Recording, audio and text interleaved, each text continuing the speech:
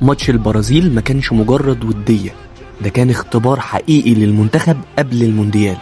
ولو عايز تتابع رحلة المنتخب في كاس العالم وتحليل كل الماتشات اللي جاية أول بأول، انزل حالا واعمل لايك وسبسكرايب، وخلينا نوصل القناة لأول 1000 مشترك بدعمكم. لقاء زي ماتش مصر والبرازيل ماتش بنلعبه علشان نشوف مستوانا الحقيقي ونقيم نفسنا قبل التجربة الحقيقية في كاس العالم. ماتش بلجيكا هو أول ماتش في المجموعة، ده ماتش قوي خصوصا لو بصينا على آخر ماتش البلجيكا اللي كان مع تونس وانتهى بخماسية لصالح بلجيكا.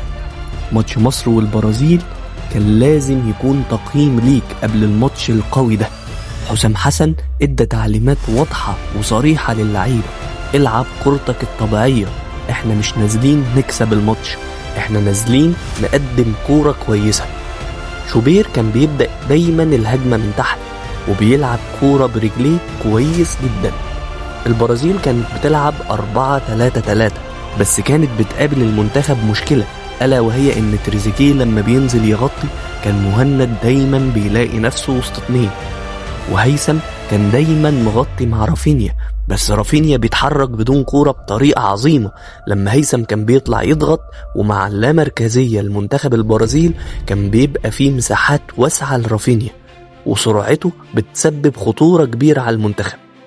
حسام حسن قرأ الملعب صح وبدأ يحلها بأنه يطلع هيثم حسن وتريزيجيه وينزل منعم وصلاح، وبالتالي اتحولت طريقتك انك تلعب ب5-2-3، وبقيت بتلعب ب3 مدافعين: منعم وحمدي فتحي وياسر إبراهيم، وعلى الأطراف هاني وفتوح، قدامهم مهند ومروان عطية، وقدامهم صلاح ومرموش وزيكو. وبكده انت قفلت العمق قدام منتخب البرازيل. بس البرازيل بقت بتهاجم من على الأطراف، وحاليا طبعا مفيش مهاجم معاك في التشكيلة ولا في القائمة.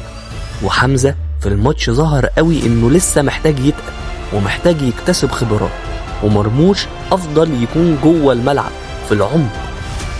مش بنقول ان مصطفى محمد كان وجوده مهم علشان مستواه عظيم، ولكن ممكن علشان مفيش غيره. هاني بيقدم اداء جيد نسبيا للماتش التاني على التوالي.